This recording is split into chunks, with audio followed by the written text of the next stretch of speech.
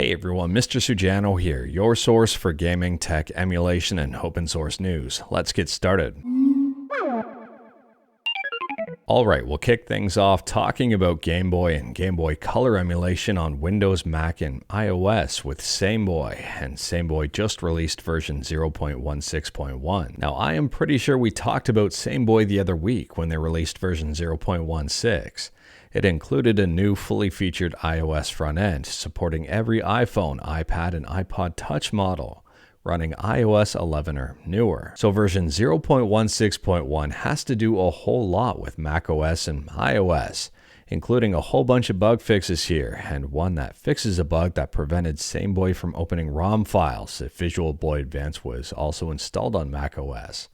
And for a new feature here, Sameboy on iOS will now warn the user if it hasn't been correctly signed, which could prevent OpenWith from working with Sameboy. Sameboy is 100% free, it's open source, and I'll drop a link to it in the description below. And speaking about Mac, next up we're talking about macOS emulation with SheepShaver, and I was surprised to see this one get an update. I'll be honest with you, I didn't realize that SheepShaver was still in active development. This thing has been around forever. It was released back in 2002 as an open source emulator, and it's still getting updates. The latest update here is a maintenance release, and it includes fixes and improvements. If you are curious about this one, I'll drop a link to SheepShaver's website in the description below, as well as this forum. This might be a good forum to join to find some like-minded individuals and have some fun. Moving on, and we're talking about ScummVM. ScummVM stands for Subscribe to Mr. Sujano, or Script Creation Utility for Maniac Mansion Virtual Machine, depending on how you want to interpret that. And we've got a brand new update. Now, I would argue that this is a pretty big update. I mean, if we take a look at the newly supported games, we've got over 25 here. We've got Darkside, Escape from Hell, a whole bunch of Nancy Drew games. We've got Primordia, and even more. On top of that, the RetroArch port has been completely rewritten, and that source code is now part of ScummVM. And we've got a performance boost here, between 4 to 14 times speed up in drawing. The Android version of ScummVM also received these updates, and interestingly enough for those on iOS, ScummVM is available on the App Store, or at least will be soon. And speaking about mobile stuff, next up we're talking about GrapheneOS, a private and secure mobile OS with Android app compatibility. And they're just introducing Android Auto compatibility. GrapheneOS broke this news right on Mastodon.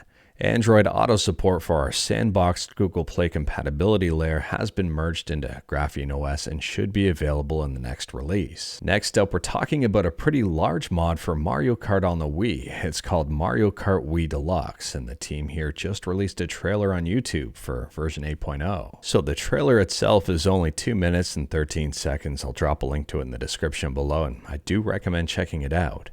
They have 800 tracks in this thing, all of the Wii U tracks. They have Mario Kart 8 item boxes. There's also new battle arenas, more music, a new VR system, a new speedometer, and a whole bunch more. This is the first update since February, and I'll drop links to everything you need to know in the description below. Next up, we're quickly talking about MX Linux, and if you've got a Raspberry Pi 4 or 5, you're going to like this news. So the MX team has just announced and released MX 23.1 Raspberry Pi OS Respin. This works with the Pi 4, the Pi 400, and the Pi 5. You'll need at least a 16 gig micro SD card, or I guess USB device. They have a few changes when compared with the x86 version, which should be no surprise here. Chromium is used instead of Firefox, and that's because of boot times. The user setup is on the first boot, and there is no live system. It's also worth noting at this point in time the setup is in English, although you can change the language after the setup is done. Next up, we're quickly talking about Romhacking.net, and if you're heading to Romhacking.net at least around the time of filming here, Romhacking.net is currently down. And at the time of filming, here's Romhacking.net's statement. We are aware the site is down and unreachable at this moment. There's nothing we can do about it right now until the administrator fixes it and makes a statement. Hopefully it's not too serious, but as soon as I know more, you'll know more. Moving on, and I've got some rapid fire stuff. The first thing on the docket is the Bayonetta Trilogy. Rumors are that it's going to be released for the Switch 2 and contain HDR. It's no secret that Nintendo is working on the Switch 2, and this to me would make perfect sense. Slap the 3 games together in a trilogy, slap HDR on them, and you've got a pretty good seller. Next here, speaking of the Switch 2, it appears an announcement for the Switch 2 might be sooner than you'd think, or maybe not. Maybe there's a bit of speculation. But there was a casting call from October to November for an actor to appear in an advertisement for a new handheld game console. In the ad itself, they were seeking talent from the UK and paying up to £400, which doesn't seem like a whole lot. Maybe at some point an actor will break the NDA and tell everyone what it is. Next up, it appears that GameCube and Wii emulator ForgeEmulator, which is a fork of Dolphin, is back in development. When I asked the developer what the difference was between ForgeEmulator and Dolphin, they said better FPS, 32-bit support, and much more. As you can see in the GitHub video, frame rates are already better for 32-bit and proceed to be even higher in 64-bit.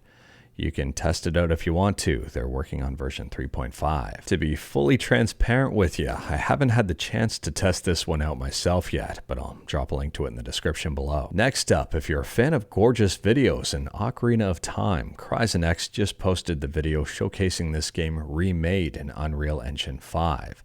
It's a full 100% walkthrough. We've talked about previous versions of this one before, and as far as I know, Nintendo has not gone after this project just yet. The video alone is incredible, and there may be a download to a playable version of this on their Patreon page. Next, we've got even more Spiderman PC port news, and we talked about this one yesterday, but someone actually got it running on PC. The YouTube video specifically for this was taken down, but all of this stuff is in the public domain. It's absolutely everywhere. And there are a whole bunch of textures missing. I don't think this is going to be a complete version of the game anytime soon. Next, if you're a fan of the 32X and Golden Axe, this might be some good news for you.